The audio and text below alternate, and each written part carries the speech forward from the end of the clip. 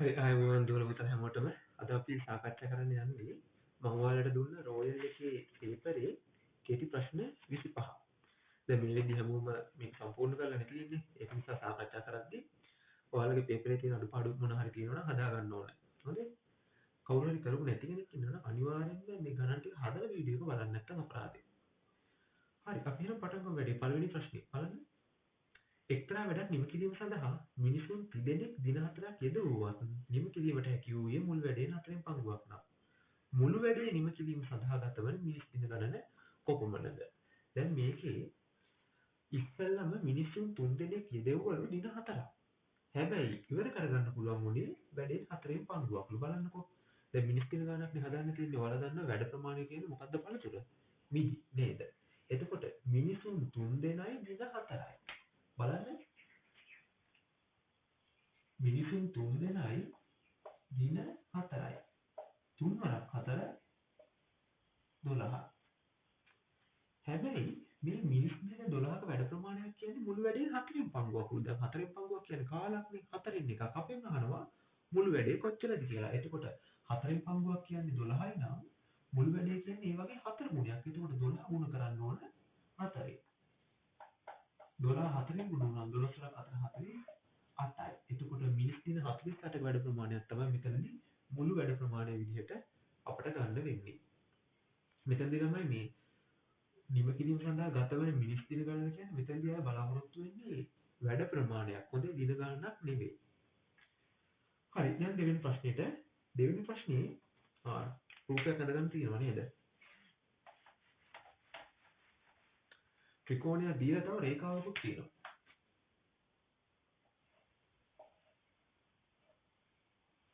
මෙන්න මේ විදිහට ABCD කියලා නම් කරලා තියෙනවා.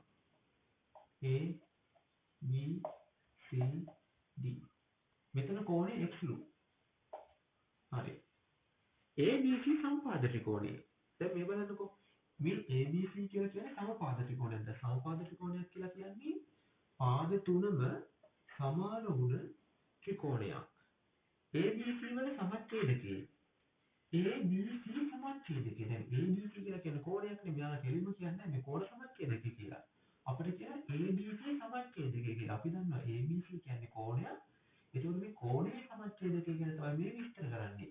බලන්න BD නම් හරිනේ. BD කියන්නේ ABC කෝණයේ කෝණ සමච්ඡේදකය. D එක තුරතුරු අනුව XC අගය ගණනය කරන්න. බලන්නකෝ. දැන් මේක කෝණයක් තමයි අහලා තියෙන්නේ. හැබැයි කෝණ ගැන මුකුත් කෙලින්ම කියලා නැහැ. අපිට කියන්නේ මෙයා සමපාද ත්‍රිකෝණයක් කියලා. දැන් සමපාද ත්‍රිකෝණයක් නම් පාද තුනම සමානයි වගේම මේ කෝණ තුනත් සමානයි. ඒතකොට කෝණ තුන එකතු 180 වෙන එක කෝණයක් අංශක 60යි. මෙතනත් 60යි මෙතනත් 60යි. මම ඒක ලකුණු කරගන්නම්කෝ.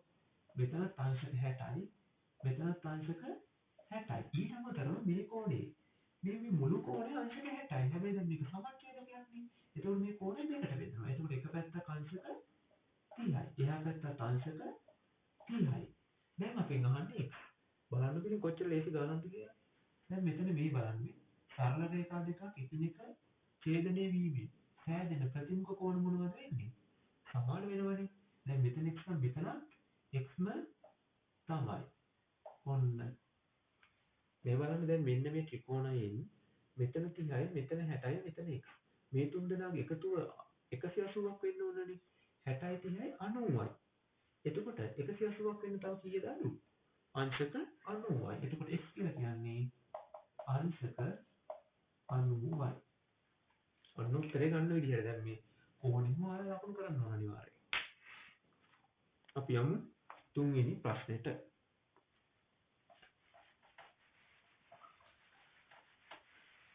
ඔන්න ඔයාලට ගාන හදාගන්න තව වෙලාව නැහැ. වීඩියෝ එක චුට්ටක් නතර කරලා ඔයාලා අඩුපාඩු හදාගන්න ඕන ගානේ.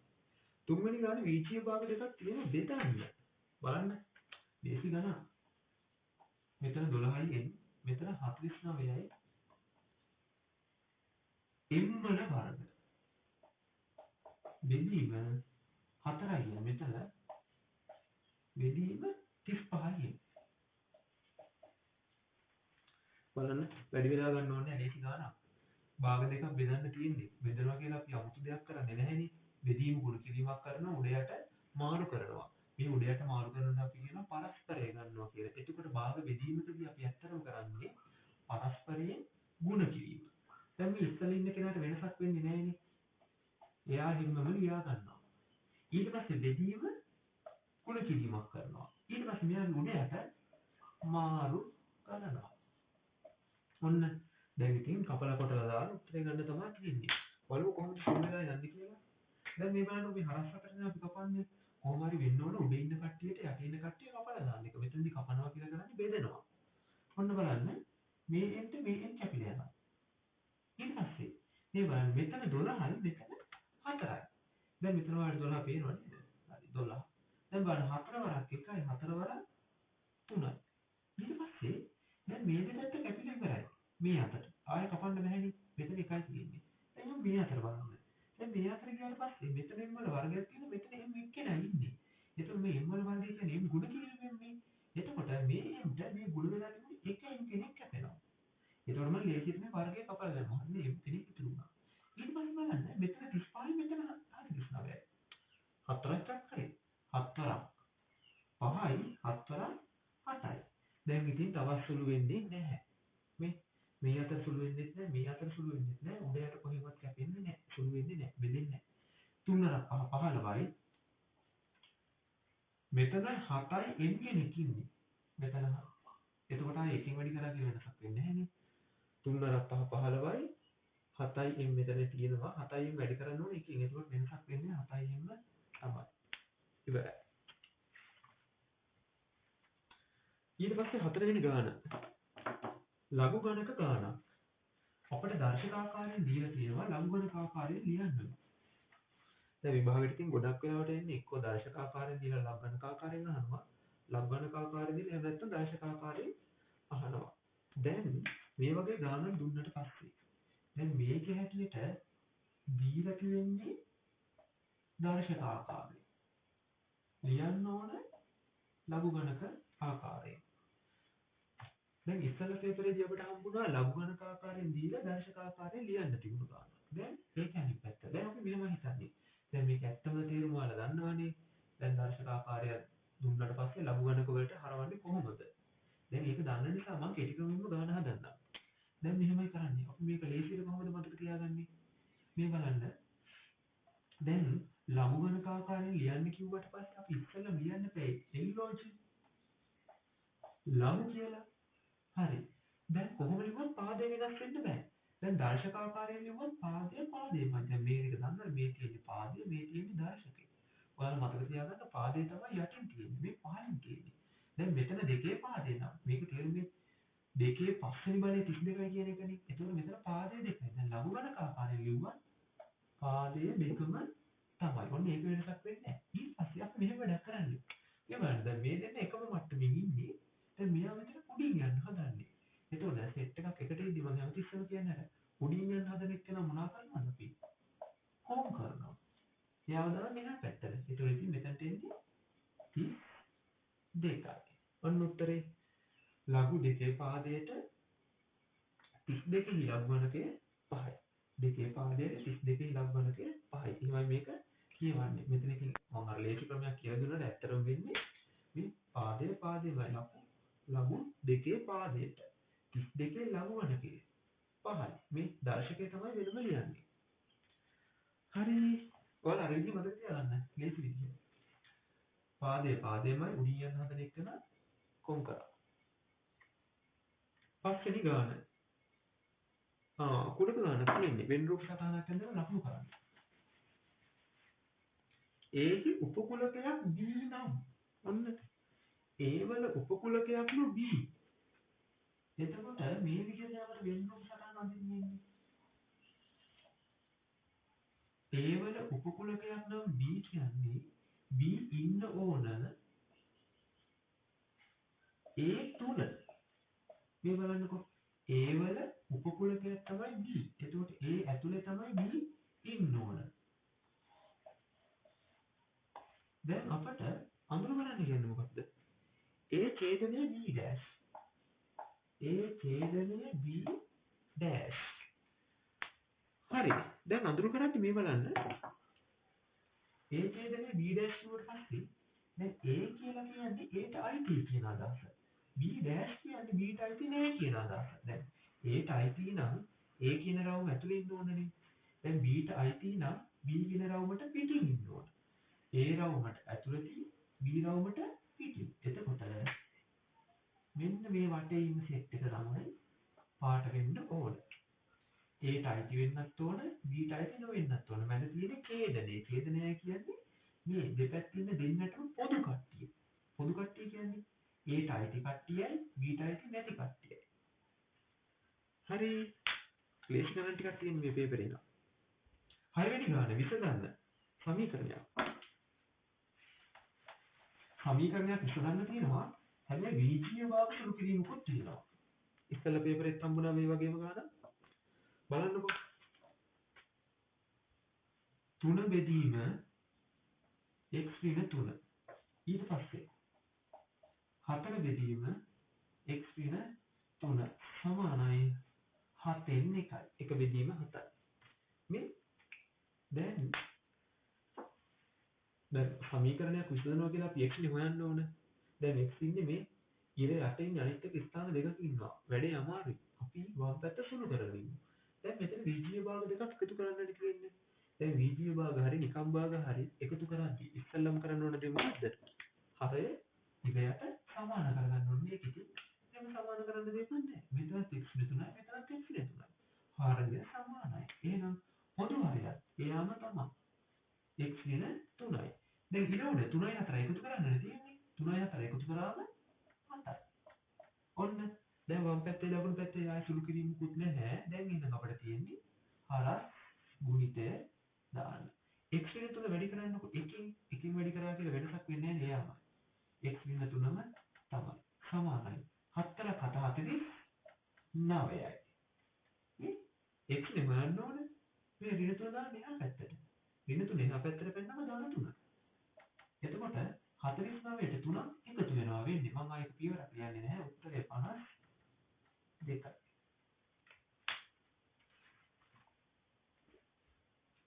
6 වෙනි ගානත් හරි. ඊට පස්සේ 7 වෙනි ගානට.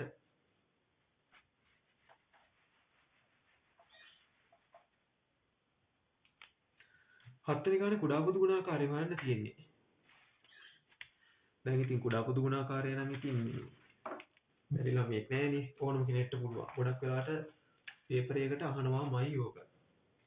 මම ඒක ලියගන්න 3යි x වල වර්ග y මෙතන 12යි xy 18යි xy වල වර්ග. ඔයාලට ඕන නම් බෙදීමේ ක්‍රමයට ගාන හදන්න පුළුවන්. නැත්නම් සාධක වලින් ගාන හදන්න පුළුවන්. කොහොම හරි කමක් නැහැ. මේ බලන්න මම දැන් ලේසි ක්‍රමයක් කියලා දෙනවා. උත්තරේ චෙක් කරගන්න හොඳේ. දැන් තුන් දෙනෙක් දීලානේ අපිට කුඩා පොදු ගුණාකාරය හොයන්න. දැන් මෙහෙම දුන්නට පස්සේ අපි ඉස්සල්ලාම එකිනෙකට වෙනස් කට්ටිය අඳුර ගන්න ඕන. දැන් එකිනෙකට වෙනස් කට්ටිය කියන්නේ මෙතන මේ බලන්න x පද තියෙනවා. y පද තියෙනවා. ඊට පස්සේ සංඛ්‍යා තියෙනවා. x පද y පද සංඛ්‍යා. දැන් x පද වලින් අපි ගන්න ඕන x වල වැඩිතම බලය. මෙතන 2යි මෙතන 1යි මෙතනත් 1යි. x වල වැඩිතම බලය නම් x වල 2යි. x වල වර්ගය. ඊට පස්සේ y වලින් ගන්න ඕන වැඩිතම බලය. මෙතන 1යි මෙතන 1යි මෙතන 2යි. y වල 2යි. ඊට පස්සේ සංඛ්‍යා වලින් මෙතනදී අපිට වැඩිතම බලය හිතා ගන්න බැහැනේ. මොකද අපි ප්‍රථමක සාධක වල ගුණිතයක් විදිහට ලියලා නැහැ නේද? ඒකෝර කරන්නේ මෙහෙමයි ලේසි වැඩි. මෙතන 3යි මෙතන 12යි මෙතන 18යි. ලොකුම එකන තෝරගන්නවා. ලොකුම එකන තෝරගෙන බලනවා. හරි දැන් 18නේ. 18 හැදෙනවද මේ දෙන්නගේ 12 වරක් වලින් හැදෙන්නේ නැහැ. හරියන්නේ නැහැ. 3 වරක් වලින් නම් හැදෙනවා. හැබැයි 12 හැදෙන්නේ නැහැ. ඒක නිසා 18 ගන්න බෑ. 18 බැරි නම් අපි බලනවා එයාගේ දෙගුණය. 18 දෙගුණය 36නේ. අපි බලමු 36 හැදෙනවද කියලා. 12න් හැදෙනවනේ. 12 වරක් 3 36. 3න් හැදෙනවා. 3 වරක් 3 36. එහෙනම් මෙතන තියෙන සංඛ්‍යාව 36යි. ඔන්න බලගන්න දුර පස්සේ මේ උත්තරේම ඇවිල්ලා ඇති. x වල වැඩිතම බලය ගත්තා, y වල වැඩිතම බලය ගත්තා. සංඛ්‍යා වලින් අපි බැලුවා ලොකුම එකන කවුද කියලා. ලොකුම එකන ඊට පස්සේ බලන්න එයා හැදෙනවද කියලා ඉතුරු දෙන්නගේ. හැදෙනවා නම් කෙලිම උත්තරේ 18යි. දැන් හැබැයි හැදෙන්නේ නැහැ. ඒක නිසා දෙගුණය බෙදුවා. දැන් දෙගුණය හරි ගියේ නැත්තම් තුන් ගුණය බලන්න. එහෙනම් 8 වෙනි ගාන මධ්‍යන්න හොයන ගාන. දැන් බලන්න 8 වෙනි ගානේ මුළු ලකුණු 10ක් ගන්න ප්‍රශ්න පත්‍රය සඳහා 9 දෙනෙක් ලබාගත් ලකුණු පහත දැක්වේ. ඔන්න ලකුණු ටික දීලා තියෙනවා. 3යි 6යි 5යි 3යි 6යි 5යි x 7යි 4යි 8යි 2යි 9යි. අපිට කියනවා ඉහත ලකුණු වල මධ්‍යන්නේ 5ක් නම් x අගයේ නිරූපණය වන ලකුණු කීයද? දැන් මේ වගේ දත්ත සමූහයක් දුන්නට පස්සේ අපි අය වගු ගහන්න යන්නේ නැහැ මධ්‍යන්නේ හොයන්නේ. දැන් මධ්‍යන්නේ කියන්නේ මොකද්ද? අමතක ළමයිට මතක් වෙන්නත් එක්කම ලියන්න.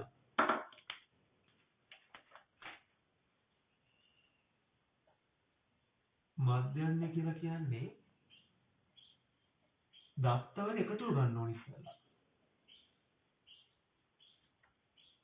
බෙදීම දත්ත ගණන. බලන්න ඕනම වෙලාවකදී මධ්‍යන්නේ කියලා කියන්නේ දත්තවල එකතුව බෙදීම දත්ත ගණන. ඒ කියන්නේ දත්ත ටික ඔක්කොම එකතු කරලා ඒ කියන්නේ ඒකේ අගය එකතු කරලා බෙදන්න ඕන දත්ත ගණනයි. දැන් මේ ගානේ මධ්‍යන්නේ දීලා කීයද? මධ්‍යන්නේ 5යි. දැන් දත්තවල එකතුව හොයාගන්න ඕන. හරි මම ඒක පොඩ්ඩක් කියන්නම්. දත්ත ගණන කීයද? 1යි 2යි 3යි 4යි 5යි 6යි 7යි 8යි 9යි. මේ දෙකක් ගාන දුන්නා. සිසුන් 9 දෙනෙක් කියලා නේද? ඔව් සිසුන් 9 දෙනෙක්. ඒක දත්ත ගාන 9යි. දැන් දත්තවල එකතුව ගන්න ඕන. මේ බලන්න. දත්තවල එකතුව ගද්දී දැන් මේ ටික එකතු කරන්න ඕන. දැන් x එකතු කරන්න බෑනේ මෙයාලත් එක්ක. අපි ඉතුරු කට්ටිය එකතු කරගමු. 3යි 6යි 9යි. 9යි 5යි 14යි. ඊට පස්සේ මෙයා මග හරිනවා 14යි 7යි 21යි. 21යි 4යි 25යි. 25යි 8යි 33යි. 33යි 2යි 35යි. 35යි 9යි 44යි. දැන් මේ ටික ඔක්කොම එකතු කරගන්න ඕන. දැන් එක වගේ කට්ටිය විතරයි එකතු කරන්න පුළුවන්. ඒ නිසා අපි සංඛ්‍යා ටික එකතු කරගත්තා. 44යි. මේ 44ට එකතු කරන්න ඕන x. දැන් මේ ඔක්කොම එකතු කරාම මේකනේ. හැබැයි දැන් මේ 44ට x එකතු කරනවා කියලා ලියන්න විතරයි පුළුවන්. මෙතන ඊට සුළු කරන්න බෑ අපට. 44 දාන x 45 කියලා එහෙම ලියන්න බෑ. එහෙම නැත්නම් 45x. එහෙම බෑ. මේව විජාතීය පද. දැනට ඔච්චරයි. දැන් x නෙමයන්න ඕන බලන්නකො. x හොයන්න නම් x තනි කරගන්න ඕන. 44යි 9යි අයින් කරන්න ඕන. දැන් 44 එකපාරම අයින් කරන්න බෑනේ හේතුව එයා 9ෙන් බෙදිලා ඉන්නේ. හේතුව දේ තමයි 9 අයින් කරන එක. දැන් මේ බලන්න 9 බෙදීමක් විදිහට තියෙන්නේ. බෙදීමක් එහා පැත්තට යද්දි මොකද්ද වෙන්නේ? ಗುಣ කිරීමක් වෙනවා. එතකොට 5 ගුණ කරන්න ඕන 9. 5ක් 9 45යි. දැන් ඉතින් x හොයන්න x තනි කරන්න 44 අයින් කරමු අපි. 44 එකතු වෙලා ඉන්නේ ධන 44. ධන 44 මෙහි එද්දි ඍණ 44ක්. එතකොට 45න් 44ක් අඩු වෙනවා වෙන්නේ. 45න් 44ක් අඩු වුණාම 1යි. ඔන්න උත්තරේ x සමානයි 1යි. ඊළඟට 9 වෙනි ගාන.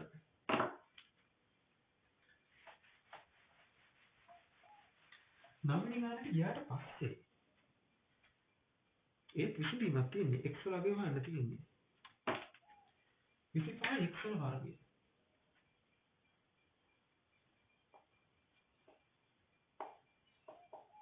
25 x වල වර්ගය සමාන වෙනවා 49ට.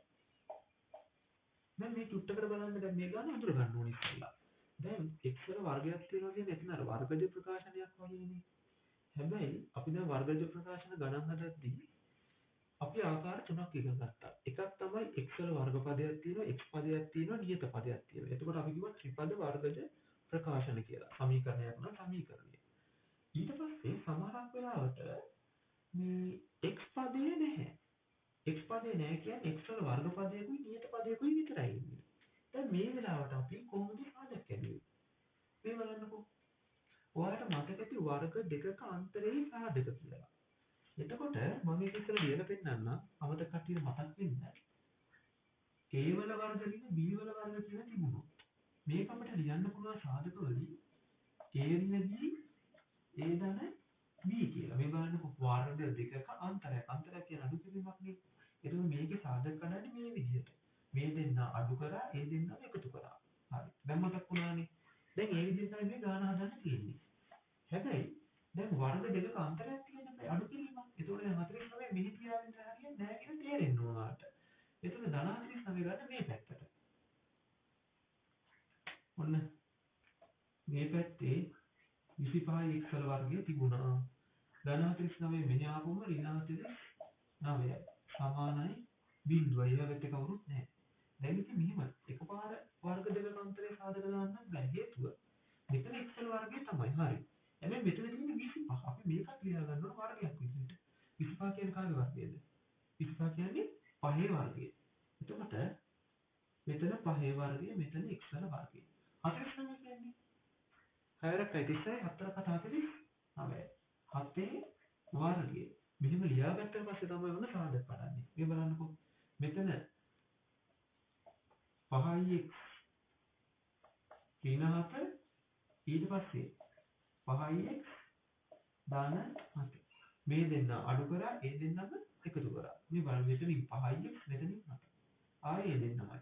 දැන් මේ බලන්නකෝ දෙන්නේ ගුණ වෙලා බිඳුවක් වෙලා. අපි දන්නවා දැන් දෙන්නේගේ ගුණිතයක් බිඳුවක් වෙන්න නම් අනිවාර්යෙන්ම මේ දෙන්නගෙන් එක්කෙනෙක් හරි බිඳුව වෙන්නම ඕනේ. ඒ නිසා අපි ලියනවා 5x ඍණ 7 සමානයි බිඳුව හෝ 5x ධන 7 සමානයි බිඳුවයි. මෙතනිනුත් x වලට උත්තරයක් ගන්න පුළුවන්, මෙතනිනුත් පුළුවන්. මෙතන බලන්නකෝ x හොයන්න නම් ඍණ 7 එහා පැත්තට දාන්න බෑ. ඍණ 7 එහා පැත්තට දැම්මම ධන 8යි. දැන් දෙපැත්තම බෙදන්න ඕන 5. මේ පහට මේ පහ හැපෙනවා. මෙතන උත්තරය 7 බෙදීම 5යි. ඕනනම් අපිට දැන් මේක මික්ස් කරන්න පුළුවන්. දැන් 7 බෙදීම 5 කියන්නේ විෂම භාගයක්නේ. 7 බෙදීම 5. ඒතකොට මික්ස් කරොත් 4ට 5 ඒවා 1යි. ඉරයට වෙනස් කරන්නේ නැහැ. කීයක් ඉතුරුයිද? 4 5 ඒවා 5 ටික 5යිනේ. ඉතිරි දෙකක් ඔන්නේ උත්තරයක්. 1යි 5න් 2. අපි මෙතෙන්ට ධන 7 එහා පැත්තට දැම්මොත් ඍණ 7යි. දෙපැත්තම බෙදුවා 5න්. මම මෙතනම බෙදන්නම්. එතකොට මේ පාට මේ පහ හැපෙනවා. x සමානයි ඍණ 7 බෙදීම 5යි. දැන් ඍණ උත්තරයක් නෙන්නේ. දැන් ඍණ 7 5න් බෙදුවා. දැන් ඉස්සල සුළු කිරීම 4 5 ඒවා 1යි. ඉරයට වෙනස් වෙන්නේ නැහැ. ඉතිරි 2යි. හරි ඔන්න අපි විසඳුවා. දැන් විසඳුවා කියන්නේ x වල අගය හෙව්වා. x වලට අගයන් තියෙන දෙකක්. ඔන්න 10 වෙනි ගාන. ෂෝක් ගාන. ත්‍රිකෝණ මිතියෙන් අහලා තියෙන්නේ.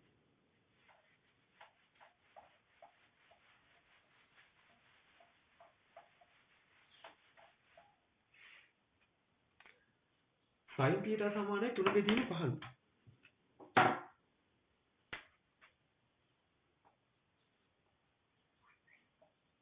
sin θ 3 බෙදීම 5. අපෙන් අහනවා cos θ කීයද? sin θ 3 බෙදීම 5 නම් cos θ කීයද? නේ? අපි මේක ත්‍රිකෝණයක ඇඳගමුද? sin θ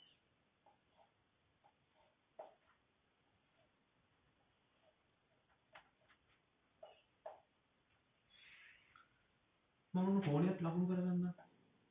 හරි. දැන් ඔයාලා දන්න ත්‍රිකෝණමිතික අනුපාත තුනක්. sin cos tan. දැන් sin දත්ත කොහොමද? අපි අර ලේසියට මතක තියාගන්නේ. සක sin බක cos සබ tan. මම ඔයාලට ලේසි වෙන්න තේරුම් ගන්න ලේසි වෙන්න මේ පීටර්ස්ලේ සම්මුඛ පද දාගන්නවා. දැන් ත්‍රිකෝණයක් ගත්තට පස්සේ දැන් මේ අංශක 90 කෝණය තියෙනවා. දැන් ඍජු කෝණී ත්‍රිකෝණත් එක්ක විතරයි නම් ත්‍රිකෝණමිතිය කතා කරන්නේ සාමාන්‍ය පෙළදී. හරි.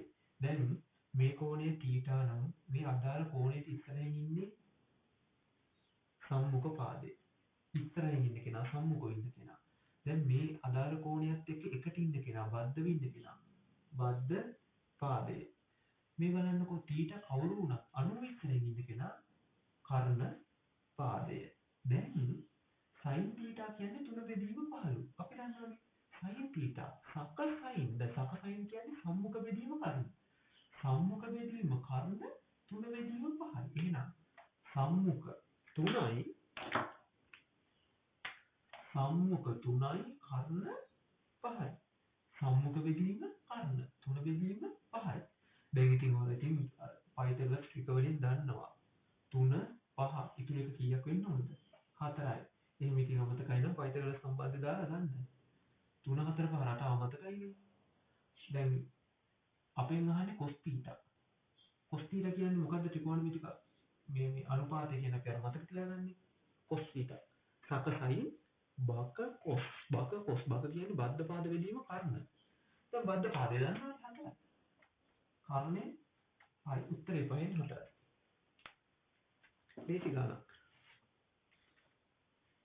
11 වෙනි ගාන. 11 වෙනි ගානේ ටිකක් හිතන්න තියෙනවා.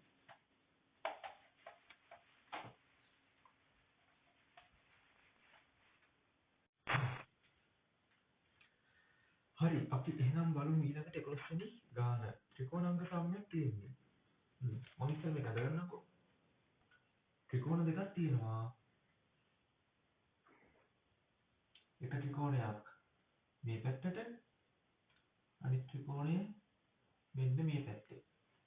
දැන් මේ බලන්න අපිට දත්ත ටිකකුත් මේකේ ලකුණු කරලම දීලා තියෙනවා. බලන්න A B මෙතන D මෙතන C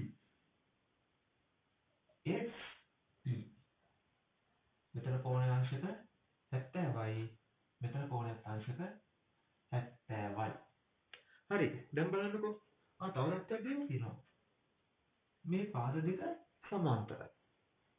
බලන්න ABC හා DEF ත්‍රිකෝණ දෙක අංග සම බව පෙන්වීමට හැක්කේ පහත දී ඇති කුමන අවස්ථා යටතේදයි තෝරා යටින් ඉලක්ක අදින්න. අවස්ථා තුනයිනේ. පාපාපා පාකෝපා පෝකෝපා. තව ඉතින් කර්ණ පාද අවස්ථාවක් තියෙනවා. ඒක ඉතින් මේක දීලා නැහැ. දැන් බලන්න දැන් මේ තියෙන ඒවාකින් මේ දීලා තියෙන දත්ත වලින් අපිට කොහොමද මේක අංග සම කරගන්න පුළුවන් කියලා. දැන් මෙහෙම හිතුවොත් මෙතන කෝණයක් මේ බලන්න මෙතන අංශක 70යි මෙතනත් අංශක 70යි. දැන් මෙතන මේ E කෝණයයි B කෝණයයි සමානයි. ඔන්න ඒක දත්තයක් විදිහට තියෙනවා. ඒ කියන්නේ මේ ගාන අර කෝණයක් ඇතුලෙන් අංග සම කරන්න යන්න පුළුවන්. එතකොට ඒකෙන් අදහස් වෙන්නේ මොකද්ද? නිකන් පාපාපා හරියන්නේ නැහැ වගේ නේද? හරි. බලමු දැන් එක කෝණයක් ගැන දන්නවනේ. එතකොට එක්කෝ මේක කෝකෝපා වෙන්න ඕන නැත්නම් පාකෝපා වෙන්න ඕන. දැන් පළවෙනි උත්තරේ කොහොමද අයින් කරන්න පුළුවන්? පාපාපා හරියන්නේ නැහැ. දැන් පාකෝපා අවස්ථාවෙන් පුළුවන් ද කියලා බැලුවොත් දැන් මේකයි වැඩි. පාකෝපා කියලා කියන්නේ පාදයයි කෝණයයි පාදයයි. හැබැයි ඔය රටාවටම තියෙන්න ඕන. දැන් මේ බලන්නකෝ. දැන් මේ කෝණය නම් අපි සමාන කරන්න යන්නේ මේ පාදයයි කෝණයයි පාදයයි. මේ රටාවට ඉතුරු පාද දෙකක් තියෙන්න ඕන. එහෙමනම් මේ පාදය මෙයාට සමාන කරගන්න ඕන මේ පාදය මෙයාට සමාන කරගන්න ඕන. බලන්නකෝ. එහෙම කරගන්න විදිහක් තියෙනවද කියලා. දීලා නැහැ නේ මෙයාට දෙන උත්තරය. ඒතකොට ඒකෙන්නේ නැහැ. දැන් එහෙම හිතුවොත් එම කෙලිම උත්තරේ මොකද්ද? කෝකෝ පා. කෝණ දෙකයි පාදයයි. ඒක තමයි උත්තරේ. ඒක වෙන්නේ මෙහෙමයි. දැන් මේ කෝණය හරියට මෙයාට සමානයි. ඊට අමතරව මේ බලන්න. මේ සරල රේඛා දෙක සමාන්තරයි කියලා දීලා තියෙනවා. මේ බලන්න මේ චූටි ඉස්සත් දාලා තියෙන සමාන්තරයි කියන්නේ. ඒතකොට මේ බලන්නකො මේ මොන හැඩේ කෝණයක්ද මෙතන හැදෙන්නේ? ඉසෙට්. ඉසෙට් කියලා කියන්නේ ඒකාන්තර කෝණ. ඒකාන්තර කෝණ සමාන වෙනවනේ. එතකොට කෝණ දෙකක් නම් හරි. තව පාදයක් ඕන බලමු. දැන් මේකේ මෙන්න මෙහෙම සමානයි කියලා දත්තයක් දීලා තිබ්බ මුලින්. බලන්නකෝ. මේ AD කොටසයි CF කොටසයි සමානයි කියලා දත්තයක් දීලා තිබ්බා. හැබැයි අපිට කියලා තිබුණේ DF පාදයයි CA පාදයයි සමානයි කියලා නෙවෙයි. ඒ වුණාට බලන්නකෝ මේ වැඩි. දැන් AD කොටසයි CF කොටසයි සමානයි නම් මේ සමාන දෙන්නට එකම කෙනෙක් එකතු කරාට පස්සේ ලැබෙන දිග සමාන වෙන්නම ඕන. එතකොට මේ AC පාදයයි DF පාදයයි දෙකයි සමානයි. එතකොට හරියට වැඩේ කෝණ දෙකයි පාදයයි. කෝකෝ පා. කෝකෝ පායට තමයි එතකොට මේ ත්‍රිකෝණ දෙක අංග සම වෙන්නේ. එතකොට ඒක එපමණයි. ගානේ හදන්න දෙයක් නැහැ. මම ඕන අංග සමුවල මේ අංග ටික ලියලා ඉන්නම්. දැන් මෙතන මම කෙටියෙන් ලියන්නේ. මෙතන E කෝණයයි B කෝණයයි සමානයි. E කෝණයයි B කෝණයයි. ඊට පස්සේ මෙතන D කෝණයයි C කෝණයයි සමානයි. ඊට අමතරව මේ AD පාදයයි DF පාදයයි සමානයි. හරිනේ කෝණ දෙකයි පාදයයි. මම සම්පූර්ණම නෙවෙයි ලිව්වේ කෙටියෙන්. හොඳේ. ඒකට උත්තරේ 3. යන් 12 වෙනි ගානට.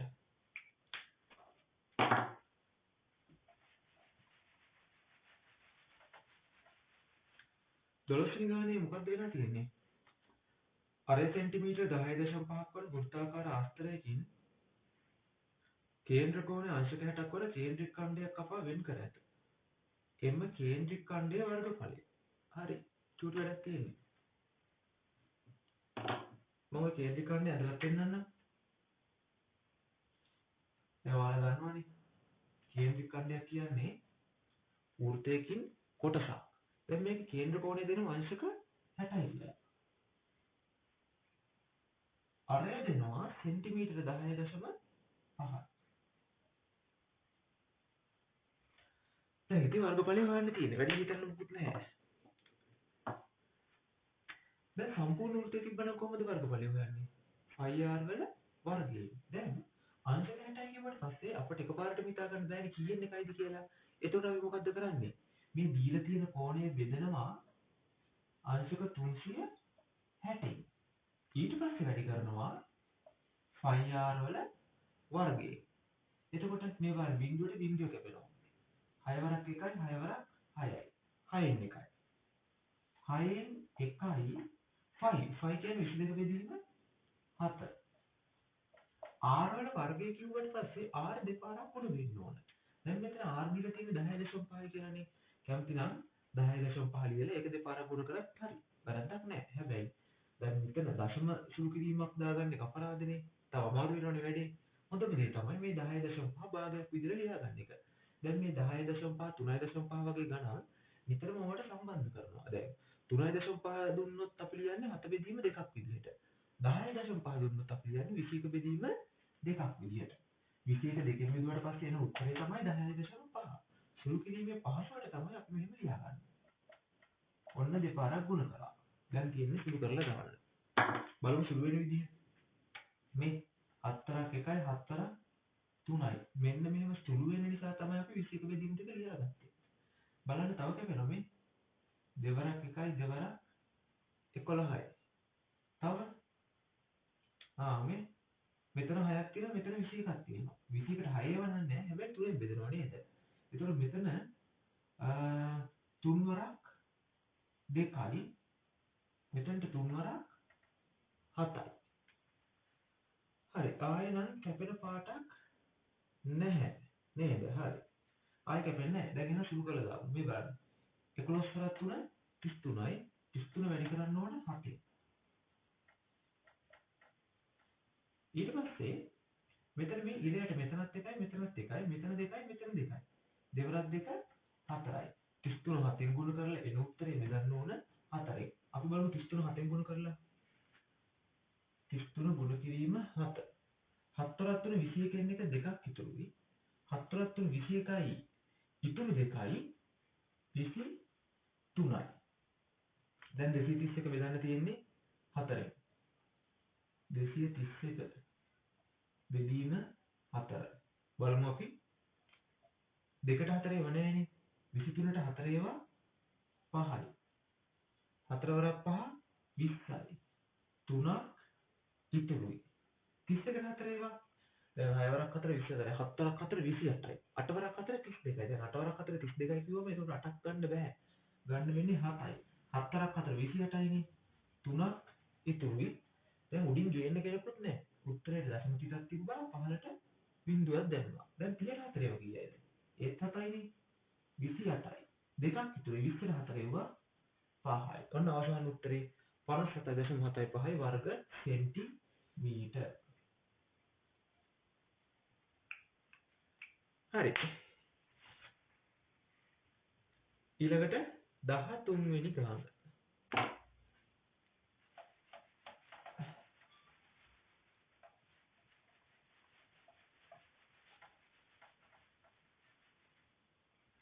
දහතුන්වෙනි ගාන බලන්නකෝ. සම්භාවිතාවේ ගානක් අහලා තියෙන්නේ.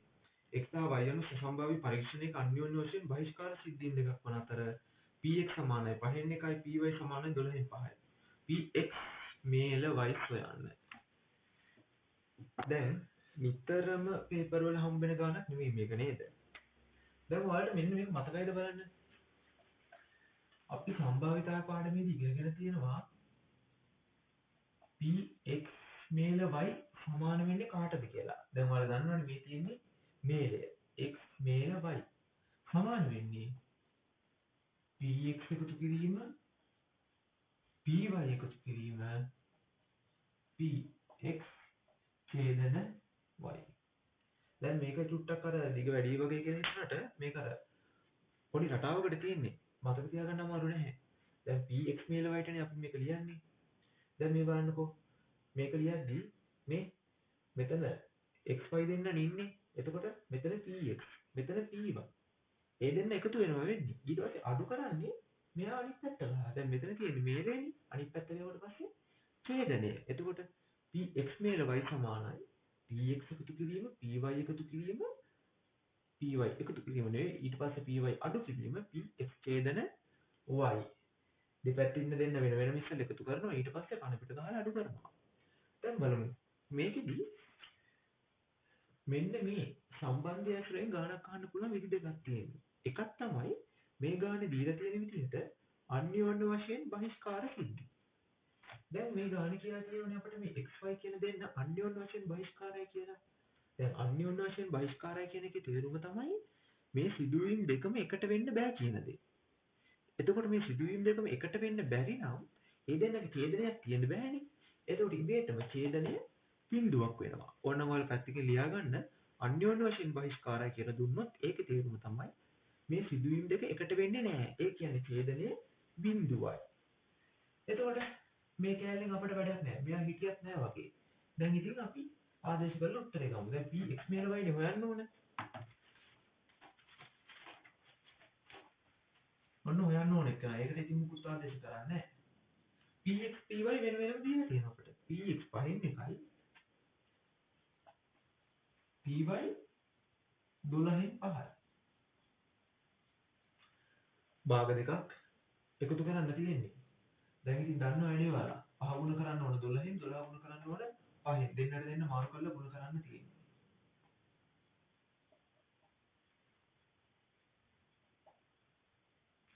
5 × 12 60යි. මෙතන 12යි. මෙතන 25යි. හරිනේ. හරේ සමාන වුණා. පොදු හරේ 60යි. 25යි 12යි. 25යි 10යි නැති 35යි 35යි 2යි 37යි. ඔන්න p x මේල y සමානයි 60න් 37යි.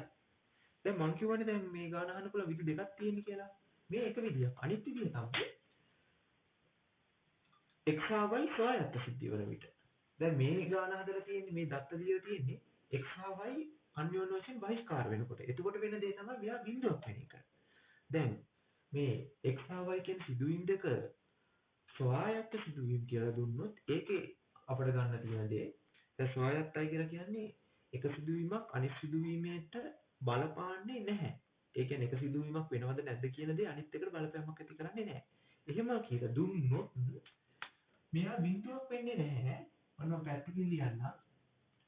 එහෙම දුන්නොත් මේ px ඡේදන y කියන කෙනා අපි හොයාගන්නේ px py මෙන්න මේ දෙන්න ගුණ කරලා. දැන් මේ ගානේ හැටියට නම් අපිට px දුන්නේ 5න් එකක් py දුන්නේ 12න් 5ක්. එහෙම දුන්නා නම් අපිට කරන්න වෙන්නේ මේ දෙන්න ගුණ කරන එක. 5න් එකයි 12න් 5යි ගුණ කරන එක. 5 තරක් එකයි 5 තරක් එකයි 1 පරක් 1 එකයි 12 තරක් එක 12යි. එතකොට මෙයාගේ අගේ 12න් 1යි. එතකොට කරන්න වෙන්නේ 5න් 1යි 12න් 5යි එකතු කරලා ආයෙත් 12න් 1 අඩු කරන එක. හරි ඒක අමතරව මේ ගානට අදාළ නැහැ. හරි අපි යමු ඊළඟට 14 වෙනි ගාන. 14 වෙනි ගානේ නම් දැක්කම චුට්ටක් බය හිතෙනවා වගේ රූපයක් තියෙන්නේ. බලමු ඇත්තටම එහෙමද කියලා.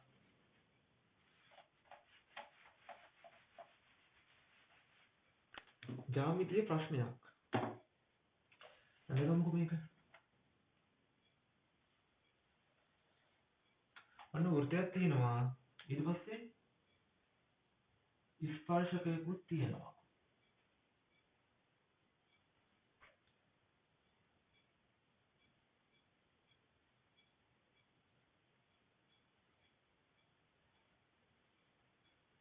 ඊටසේ මැදින් පැනලා ඉන්න තව කෙනෙක්.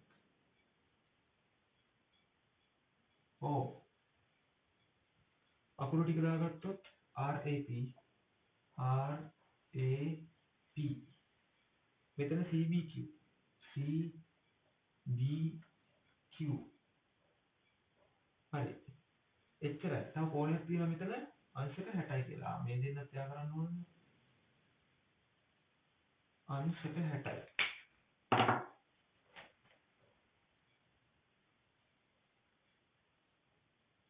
හරි දත්ත දිග තියෙන්නේ මෙච්චරයි. පොඩ්ඩක් ගාන කියවලා බලමු මොකද වෙන්නේ කියලා.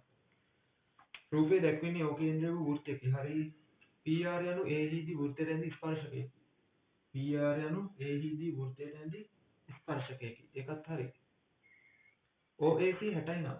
OAC 60යි නම්. හරි. අපෙන් අහන්නේ D ඇති තොරතුරු භාවිතයෙන් AQC බලගිය. AQC ඒ කොහෙද ඉන්නේ? AQC. මෙන්න මෙයාගේ අගේ තමයි අහන්නේ. හරි. බලන්නකෝ. කොහොමද අපිට ගාන හදන්න පුළුවන්? දැන් මෙතන කෝණයක් දීලා තියෙනවා අංශක 60යි කියලා. අපි හොයන්න ඕනේ මෙන්න මේ කෝණය.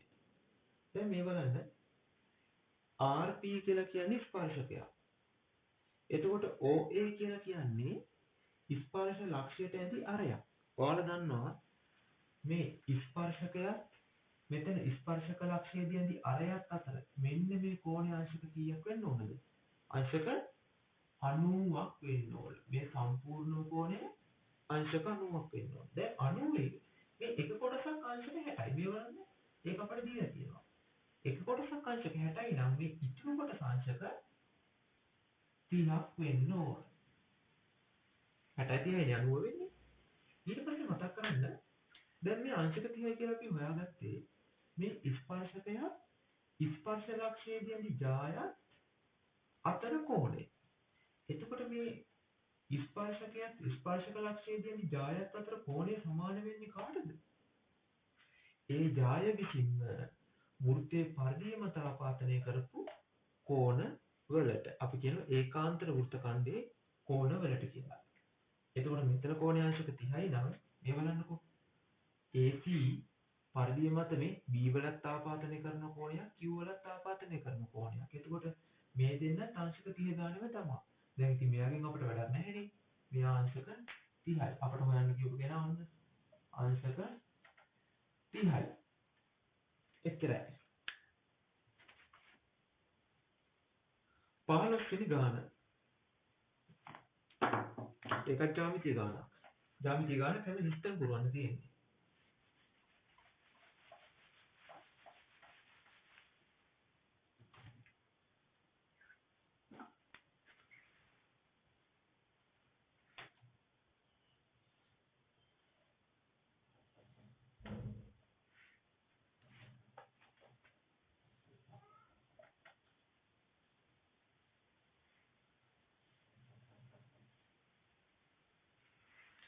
හරි බලන්න දැන් මේ ගානේ ත්‍රිකෝණයක් දීලා මේ බලන්නකෝ මේ සමාන්තර සරල රේඛා දෙකකුත් දීලා තියෙනවා. මෙතන DE. මේ පාද දෙකත් සමානයි කියලා දීලා තියෙනවා. හරි බලන්න රූපේ දී ඇති දත්ත අනුව BE මෙතන BE ට සමාන සරල රේඛා ඛණ්ඩයක් නම් කරන්න ඊට අමතරව DE සමානයි 12යි නම්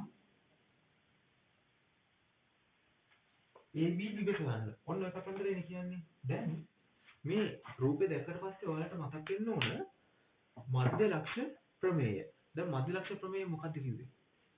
ත්‍රිකෝණයක ඕනෑම පාද දෙකක මධ්‍ය ලක්ෂ යා කරන රේඛාව ඉතිරි පාදයට සමාන්තර වන අතර ඉන් හරි අඩකි. දැන් මධ්‍ය ලක්ෂ ප්‍රමේය කෙලින්ම දානවා නම් මේ මධ්‍ය ලක්ෂ දෙකක් යා කරලා තියෙනවා. දැන් මෙතන එහෙම වෙලා නැහැ. මෙතන එන මොකද්ද වෙලා තියෙන්නේ? මධ්‍ය ලක්ෂ ප්‍රමේය නෙවෙයි තියෙන්නේ මධ්‍ය ලක්ෂ ප්‍රමේයේ විලෝමය. දැන් විලෝමය කියන්නේ මධ්‍ය ලක්ෂ ප්‍රමේය මොකක්ද එතකොට? මේ මතක් කරගමු අපි ත්‍රිකෝණයක එක් පාදයක මධ්‍ය ලක්ෂයේ සිට තවත් පාදයකට සමාන්තරව අඳිනු ලබන රේඛාවෙන් ඉතිරි පාදය සමච්ඡේදනය වේ. සමච්ඡේදනය වේ කියන්නේ හරියටම දෙකට බෙදෙනවා. ඕනම ත්‍රිකෝණයක එක පාදයක හරි මැද ඉඳලා තවත් පාදයකට සමාන්තරව රේඛාවක් ඇන්දොත් ඒ රේඛාවෙන් ඉතිරි පාදය තියෙනවනේ ඒක හරියටම දෙකට බෙදෙනවා. ඔන්න මේ දෙන්න සමානයි. එතකොට දැන් අපෙන් පළවෙනි ප්‍රශ්නේ විදිහට මොකද්ද? BE ට සමාන සරල රේඛා ඛණ්ඩයක් නම් කරන්නනේ. එතකොට BE ට සමාන වෙන්නේ කවුද? EC. එහෙම නැත්නම් CE. ඔන්න පළවෙනි හිස්තැන පුරවන්න ඕනේ. CE. පළවෙනි හිස්තැනට CE. ඊට පස්සේ බලන්න දෙවෙනි කොටස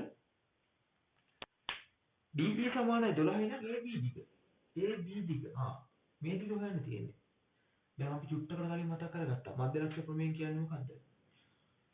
මේ සමාන්තර අඳුන ලබන රේඛාවෙන් දැන් විලෝමයෙන් කිව්වේ ඉතිරිපාදයේ සමච්ඡේදනය වෙනවා කියලා තමයි විලෝමයෙන් කිව්වේ. හැබැයි දැන් මෙතන තියෙන්නේ අවසානයේට මධ්‍යලක්ෂ ප්‍රමේයනේ. මේ බලන්නකෝ. එක් පාදයේ ත්‍රිකෝණයක ඕනෑම පාද දෙකක මධ්‍යලක්ෂ යාකරන රේඛාව ඉතිරිපාදයට සමාන්තර වන අතර ඉන් හරි අඩකි. එතකොට ඉන් හරි අඩක් කියලා කියන්නේ මේ ඉතිරිපාදයෙන් හරි අඩක් තමයි මේ DE කියන්නේ. එතකොට දැන් හරි අඩ 12යි නම් එතකොට මෙතන AB කියන්නේ ඒක දෙගුණේ 24යි. AB සමානයි සෙන්ටිමීටර 24යි.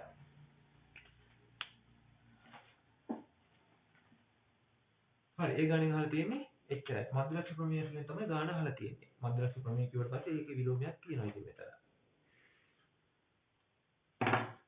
අපි යමු 16ට සිලින්ඩර් එකකින් ගානක් අහලා තියෙන සිලින්ඩර් ගාන.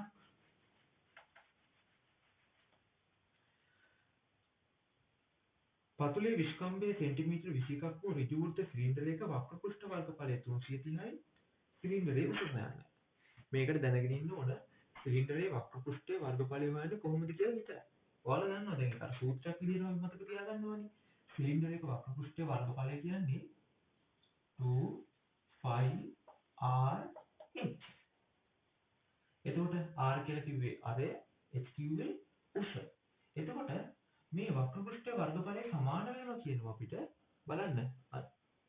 වර්ග සෙන්ටිමීටර 330ට. දැන් ඉතින් සුළු කරලා උත්තරේ ගන්න තියෙන්නේ. අපි ආදේශ කරමුකෝ අපි දන්නේවා.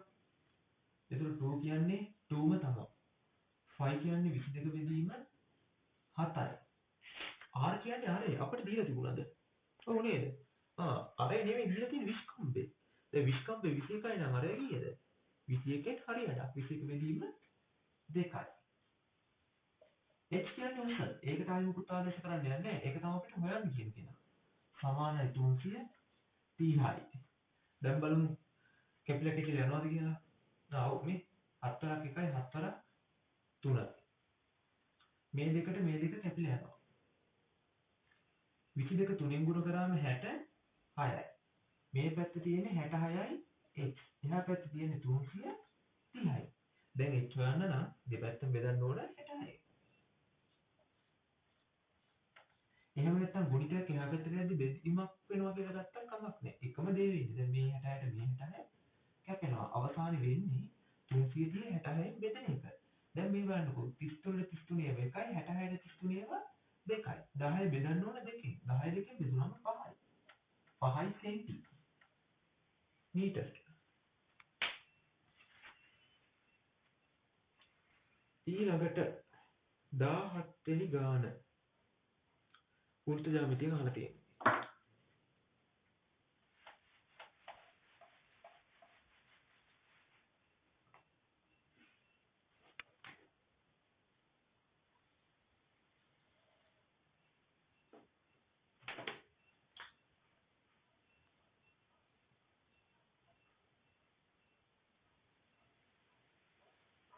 මම මේ පැත්තෙන් ස්පර්ශකයක් තියෙනවා. ඊට පස්සේ මෙහෙනුත් ස්පර්ශකයක් තියෙනවා. දැන් මම ස්පර්ශ වෙලා යන්නේ මේවා. ඊට පස්සේ ත්‍රිකෝණයක් තියෙනවා.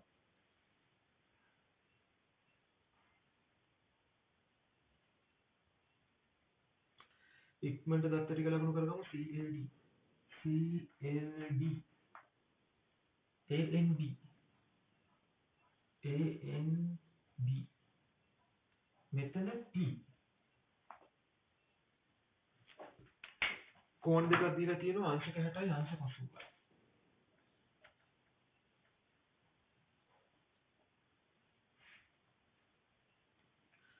මොකද අපිට හොයන්න කියන්නේ AB හා CD යන පිළිවෙලින් AB හා CD යන පිළිවෙලින් N හා LGD වෘත්තයට ඇඳි ස්පර්ශක නම්. හරිනේ. N හා LGD වෘත්තයට ඇඳි ස්පර්ශක නම්. D අපි දක්වමු PNA PNA ඔන්න ඔය ලොකු කෝණය තමයි හොයන්න තියෙන්නේ. හරි. දැන් බලන්නකො මේ ගානේ ස්පර්ශක සම්බන්ධ වෙලා තියෙනවානේ. දැන් ස්පර්ශක සම්බන්ධ වුණාට පස්සේ මේ බලන්නකො. දැන් අපි ස්පර්ශක ගැන මොනවද දන්නේ? ස්පර්ශකත් එක්ක එන ප්‍රමේයයක්. එක ප්‍රමේයයක් තමයි ස්පර්ශ ලක්ෂයේදී අරයත් අතර කෝණයාංශක 90යි. දැන් චුට්ටකට කලින් අපිට ගානකදී හම්බුණානේ. හැබැයි මෙතනදී කොහෙවත් කේන්ද්‍රයක් ගැන සඳහනකුත් නැහැ, අරයක් ගැන සඳහනකුත් නැහැ. ඒකෝට ඒකෙන් විදිහක් නැහැ. දැන් අපි මේ සම්පූර්ණ ගානේ මේ කෝණය හොයන්න ඕනේ. දැන් අපි ඉස්සල ගානකත් ගත්ත නේද? අපිට ඕන වුණා නේද? මේ බලන්නකෝ. දැන් මේ ස්පර්ශකය ගැන හිතුවොත් හරි. දැන් මෙතන ස්පර්ශකයක් තියෙනවා. ඊට පස්සේ මේ L කියන ස්පර්ශ ලක්ෂයේදී ඇඳපු ජායකුත් තියෙනවා. එතකොට මේ ස්පර්ශකයක් ජායක් අතර කෝණය සමාන වෙන්නේ මොකටද? මේ LP කියන ජායම කේන්ද්‍රයේ නෙවෙයි පරිධිය ආපාතනය කරන කෝණයට. මේ බලන්නකෝ. මේ ස්පර්ශකයක් ජායත් අතර මේ අංශක 60 කෝණය සමාන වෙනවා. මේ ජාය විසින් LP ජාය විසින් පරිධිය ආපාතනය කරන කෝණයට. එතකොට මෙතන අංශක 60යි නම් මෙතන මේ චූටි කෝණයත් අංශක 60යි. ඊට පස්සේ ඔහොම එන්නකො මේ පැත්තට. දැන් අපට ඕන මේ ඉතුරු කෝණයනේ සම්පූර්ණ කෝණය හදාගන්න. දැන් මේ ඉතුරු කෝණය කියලා කියන්නේ මේ ස්පර්ශකයක් ජාය අතර කෝණය. දැන් අර කලින් ප්‍රමේයම තමයි. මේ ස්පර්ශකයක් ජායත් අතර කෝණය කාටද සමාන වෙන්නේ? ඒ ජාය විසින් පරිධිය ආපාතනය කරපු කෝණයට අංශක 80ට. එහෙනම් මෙතන අංශක 80යි. දැන් අපිට හොයන්න කියන්නේ PNA නේ. එතකොට මේ සම්පූර්ණ කෝණය. මේ පැත්ත 60යි, මේ පැත්ත 80යි. 60යි 80යි 140යි. 60යි 80යි එකතු කරන්න තියෙන්නේ. 60 60 120යි 120යි 140යි. උත්තරය අංශක 140යි.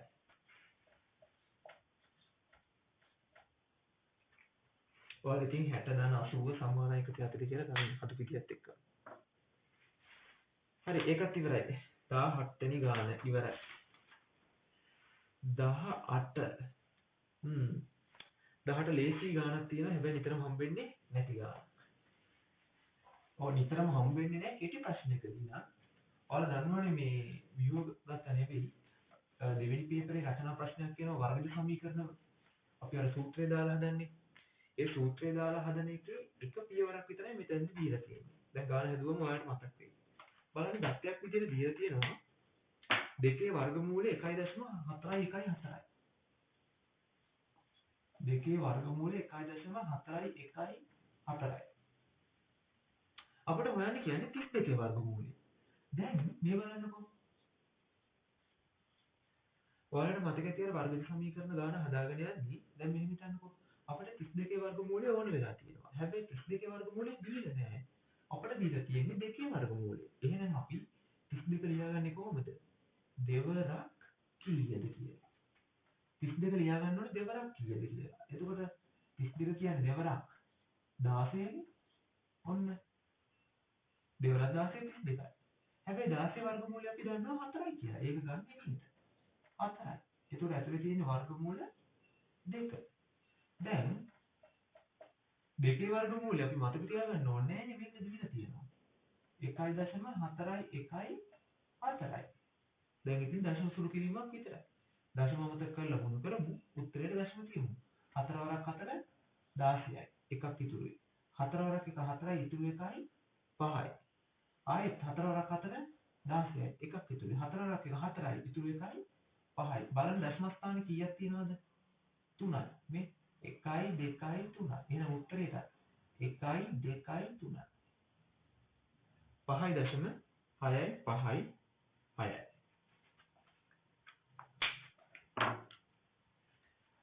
ඒකත් ඉවරයි.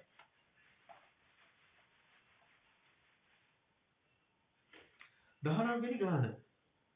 සරල රේඛාවක සමීකරණය වශයෙන් තමයි අහලා තියෙන්නේ. සමීකරණය දීලා තියෙනවා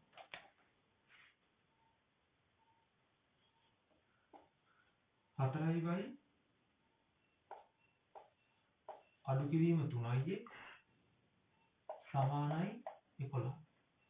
මෙන්න මේ සරල රේඛාව මත 3.5 ලක්ෂය පිහිටනවාද කියලා අහන්නේ. ඔබේ පිළිතුරට හේතු දක්වනවා. හේතු දක්වන්න කියලා කියන්නේ. දැන් හේතු දක්වනවා කියලා අපි කරනවා ගානක් හදලා පෙන්නන එක.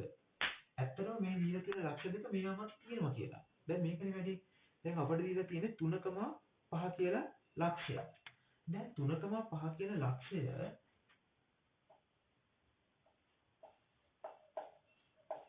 මේ සරල රේඛාව මත තියෙනවා නම් මේ 3.5 කියන මේ ඛණ්ඩාංක දෙකෙන් මේ සමීකරණය තෘප්ත කරන්න ඕන. තෘප්ත කරනවා කියන්නේ x වලට 3 ආදේශ කරලා y වලට 5 ආදේශ කරාට පස්සේ මේ දෙපැත්ත සමාන වෙන්න ඕන. ඇත්ත වෙනවා කියලා පෙන්වන්න යන්නේ. හරි. එතකොට අපි ආදේශ කරලා බලමු y වෙනුවට 5යි x වෙනුවට 3යි. හරිනේ 4 වරක් 5 20යි 3 වරක් 3 9යි. 20න් 9 11යි. ඇත්ත නේද කතාව? ඔන්න වම් පැත්තයි දකුණු පැත්තයි සමාන වුණා. ඒකේ තේරුම තමයි 3.5 කියන ලක්ෂය මගින් මේ සරල රේඛාව තෘප්ත කරනවා. හදිසියවත් හිතන්නකෝ දැන් ආදේශ කරාට පස්සේ මේව සමාන වුණේ නැහැ කියලා. සමාන වුණේ නැත්තම් තෘප්ත කරන්නේ නැහැ. ඒකේ අදහස තමයි මේ 3.5 කියලා කියන්නේ මේ සරල රේඛාව මත ලක්ෂය නෙවෙයි. දැන් ඉතින් අවුලක් නැහැ මත ලක්ෂය. ඔබේ පිළිතුරට හේතු දක්වන්න කිව්වට පස්සේ මේ විදිහට ගාන හදන්න තමයි ඕන.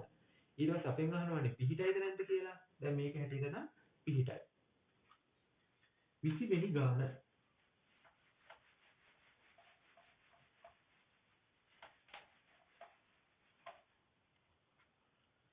20 වෙනි ගාන තියෙන්නේ වෘත්ත ජ්‍යාමිතිය.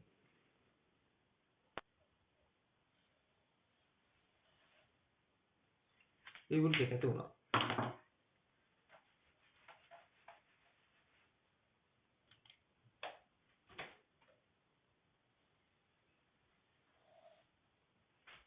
ඔයගොල්ලෝ ඒකට ෂේප් AOB එතකොට O කියලා කියන්නේ කේන්ද්‍රය.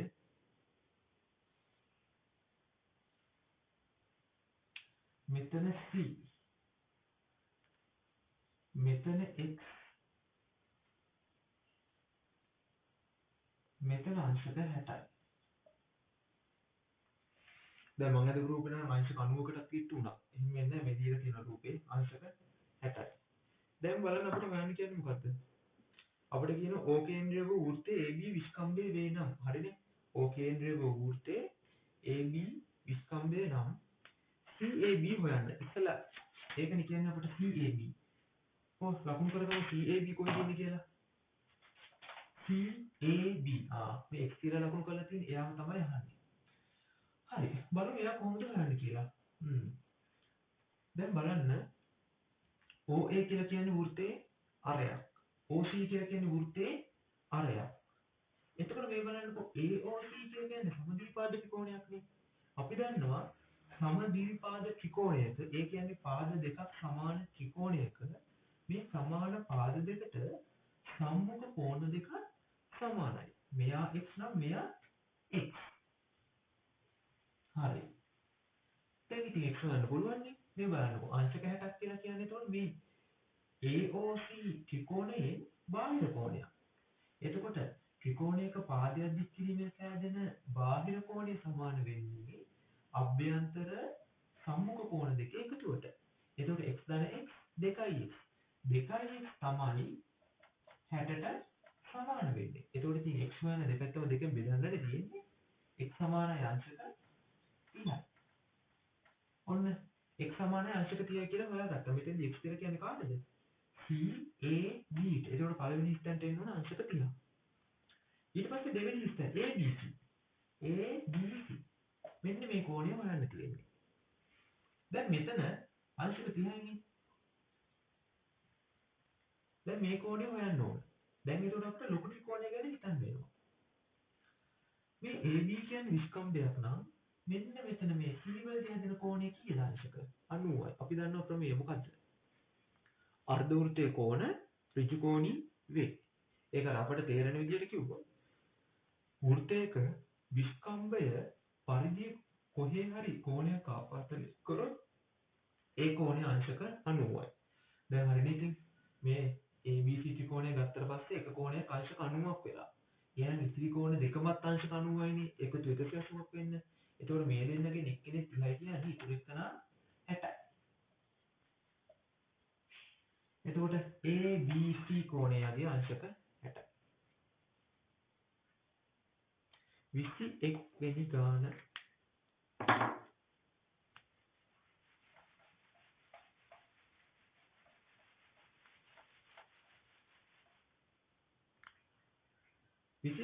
මොකක්ද කරන්න තියෙන්නේ? ත්‍රිපද වර්ගජ ප්‍රකාශනයක් දීලා තියෙනවා සාධක හොයන්න.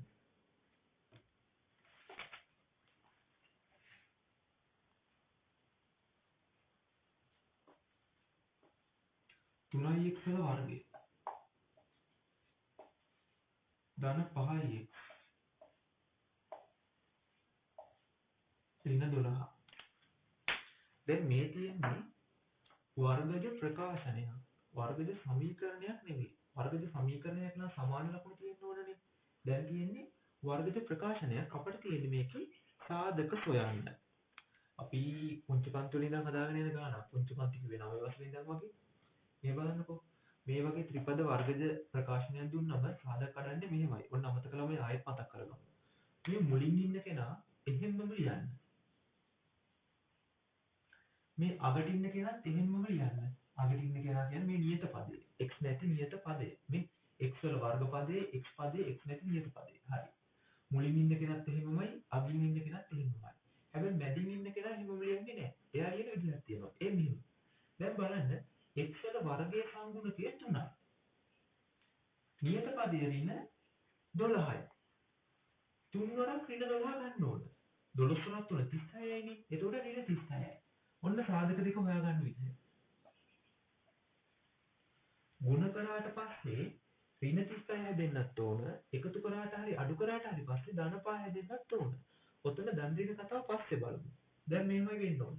ගුණ කරාම 36යි එකතු කරාට හරි අඩු කරාට හරි පස්සේ 5යි. දැන් 36 හැදෙන විදිහ ගන්නකො. 6 වරක් 6ක් ගන්න පුළුවන්. දැන් 6 වරක් 6 ගත්තොත් ගුණ කරාම 36 හැදෙනවා තමයි. හැබැයි එකතු කරා අඩු කරා කියලා 5 හැදෙන්නේ නැහැනේ. හරියන්නේ නැහැ. ඊට පස්සේ තව 12 වරක් 3. 12 වරක් 3 ගත්තොත් දැන් 12 වරක් 3ක් 36යි. හරි. හැබැයි 12යි 3 එකතු කරොත් 15යි 12න් 3 අඩු කරොත් 9යි. හරියන්නේ නැහැ. එතකොට තව මොනවද 36 හැදෙන විදිහ? 9 වරක් 4 තියෙනවනේ. 9 වරක් 4 ගත්තොත් දැන් 9යි 4යි එකතු කරොත් 13යි 9න් 4ක් අඩු කරොත් 5යි. අන්න හරියනවා නේද? එහෙනම් හරියන දෙන්න තමයි 9යි 4යි. හැබැයි දැන් අපි ධන ඍණ හිතන්න ඕන. දැන් දෙන්නෙක් ගුණ වුණාට පස්සේ ඍණ උත්තරයක් එන්න නම් අනිවාර්යයෙන්ම එක්කෙනෙක් විතරයිනේ ඍණ වෙන්න ඕන. මම මේ 9ට ඍණ ලකුණ දාලා බලනවා.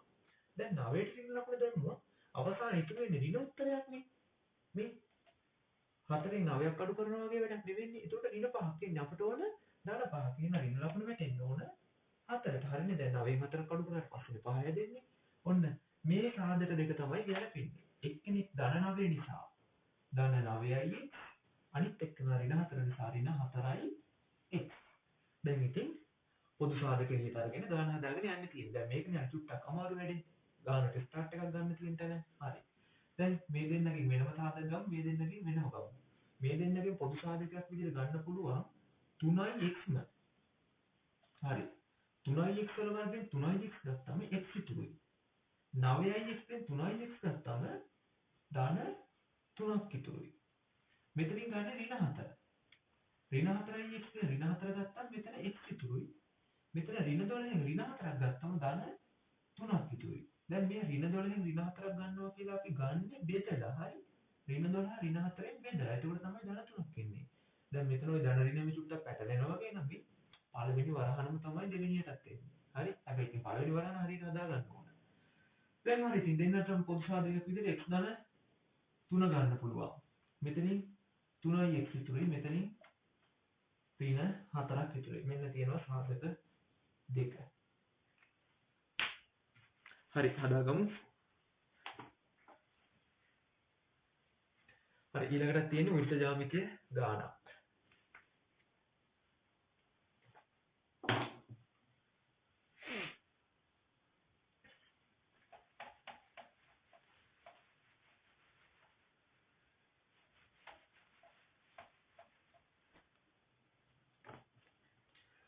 22 වෙනි ගාන රූපයෙන් ළඟින්ම කොනේ ඉස්සෙල්ලා.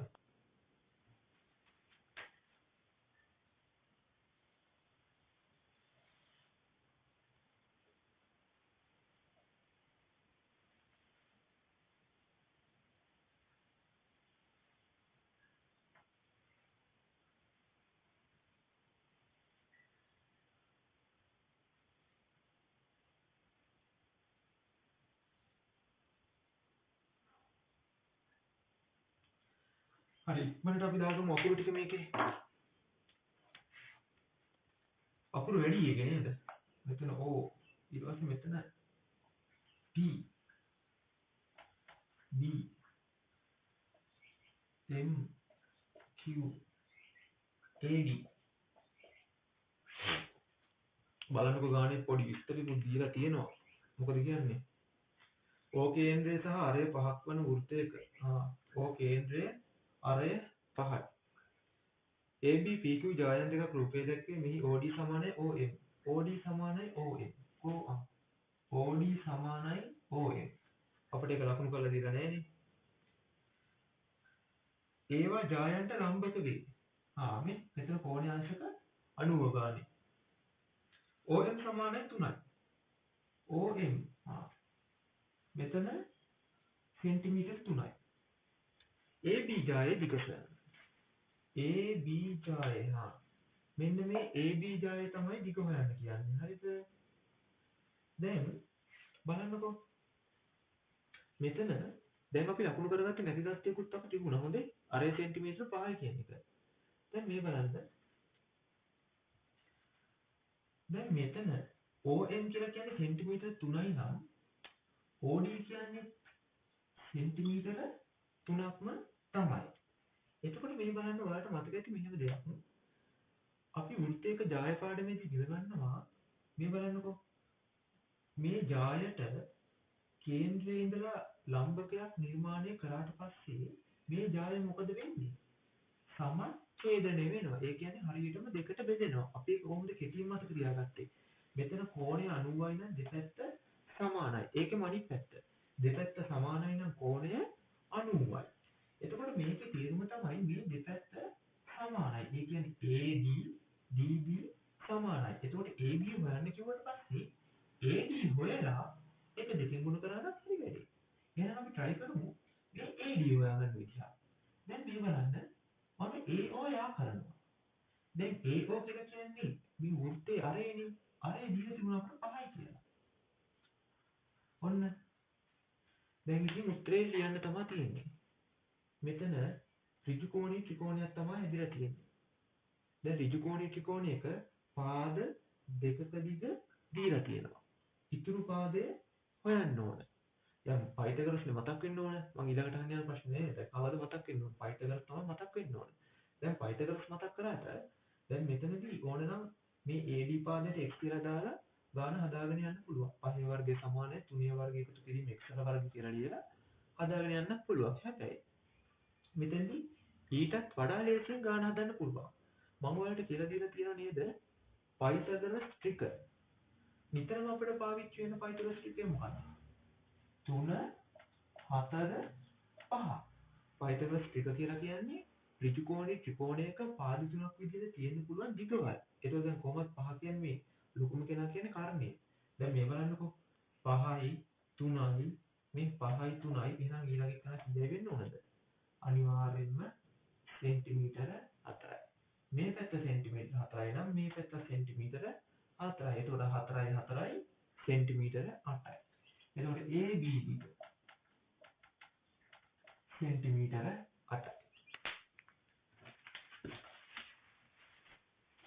දැන් ඔයාලා මේ ගණන හදද්දී අපි අර පියවර ලියන්නේ නැති නිසා මේ අදාළ දුරවල්ෙම රූපේ ලකුණු කරන්නම ඕන. 23 වෙනි ගාන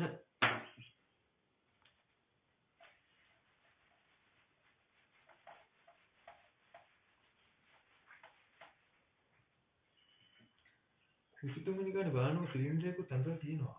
රූපේ දක්වා ඇති ඍජු වෘත්ත සිලින්ඩරයේ ආධාරකය 8යි. හරි. මට ඒකට රූපය අඳින්න දෙයක් නැහැ නේ. ඒක බලන්න පේපරේ තියෙනවා. සිලින්ඩරයක් තියෙනවා. පතුලේ ආධාරකයාගේ සෙන්ටිමීටර 7යි. ඊට පස්සේ පරිමාව 3080ක් නම් සිලින්ඩරය උස හොයන්න.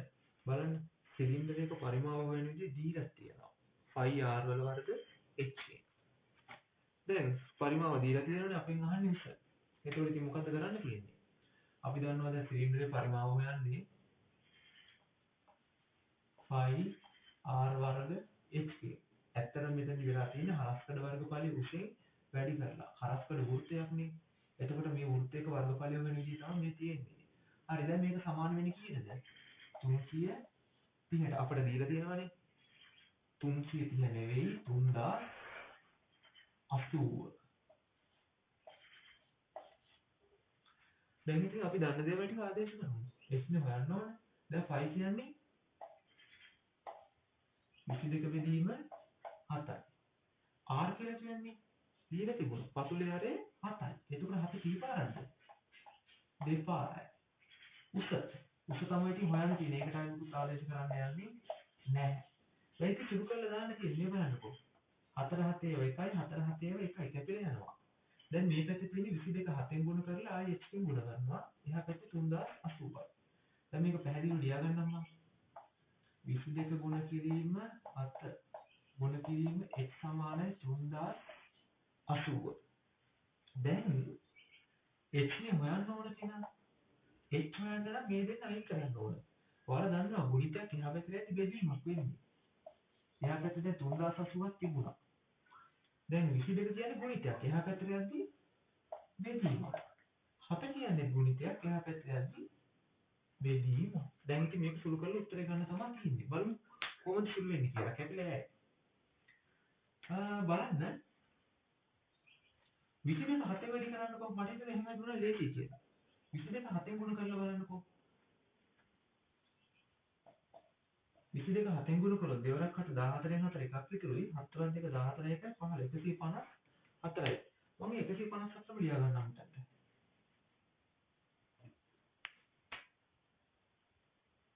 154.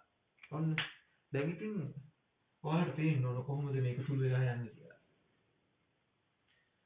දැන් 150 300යිනේ. 4යි 4යි 8යි.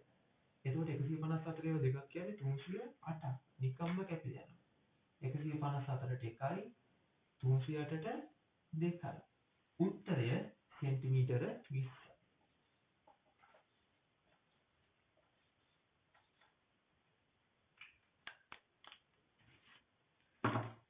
ඊළඟට අවසාන ගාන නෙවෙයි ඊට කලින් ගාන 24. මොනවාගෙන්ද අහලා තියෙන්නේ? සමාන්තර ශ්‍රේණියක.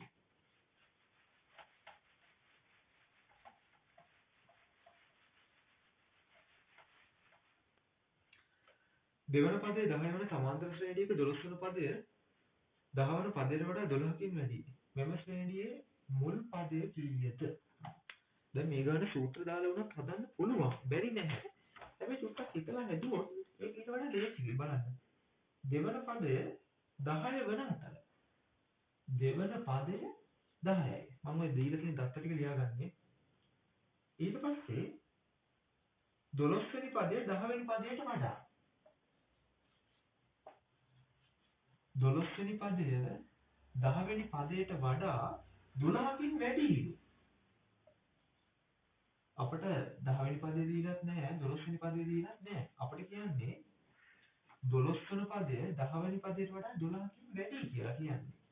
ඒතකොට ඒ අතර තියෙනවා තව 11 වෙනි පදයක්. දැන් මේ විතරනකො. ඔයාලා දන්නවා සමාන්තර ශ්‍රේණියක් හැදෙන්නේ එක්කෝ එකම කෙනෙක් එකතු වෙවි ඉස්සරහට යනවා. නැත්නම් එකම කෙනෙක් අඩු වෙවි ඉස්සරහට යනවා. දැන් 10 වෙනි පදයට වඩා 12 වෙනි පදේ වැඩි කිව්වට පස්සේ මෙතන එකතු වෙවි තමයි ඉස්සරහට ගිහින් තියෙන්නේ. බලන්නකො 10ට කීයක් හරි එකතු වුණා 11 වෙනි පදේ 10 වෙනි පදයට කීයක් හරි එකතු වුණා 11 වෙනි පදේ හැදුනා 11 වෙනි පදයටත් එයාම එකතු වුණා 12 වෙනි පදේ හැදුනා. එතකොට මේ පොදු අන්තර දෙකක් මෙතන තියෙන්නේ. මේ පොදු අන්තර දෙකම 12යි. එහෙනම් පොදු අන්තරය 6යි. එකක් 6 ගානේ. එතකොට අපි අහන්නේ මුල් පදය. දැන් දෙවෙනි පදේ 10යි. එතකොට දෙවෙනි පදේ හැදිලා තියෙන්නේ පළවෙනි පදයට 6ක් එකතු වෙනානේ. එතකොට කාට 6ක් එකතු වෙනාද 10 හැදෙන්නේ? අතරට. එහෙම නැත්නම් ලේසි. 10න් 6 කඩු කරා නම් 1 හරි. පළමු පදේ 4යි. මේක සූත්‍රය දාලා හදන්න පුළුවන්. හැබැයි ටිකක් දුර යන්න වෙනවා. අමාරු වැටෙන්න ඕනේ නෑනේ. මේ වගේ සරල හිතලා ගන්න මේ වගේ ගණන් දුන්නොත්. මෙහෙමයි. මේ වගේ ගණන් හතර ප්‍රැක්ටිස් කරලා තියෙන්න ඕන. එතකොට තමයි විභාග වේලාවට හිතෙන්නේ මේ ගාන මෙහෙම හදුම් නේද කියලා. 25 වෙනි ගාන අර්ධ වෘත්තාකාර මල් පාත්තික දල සටහනක් රූපයේ දැක්වේ. අර්ධ වෘත්තයක් නෙන්නේ.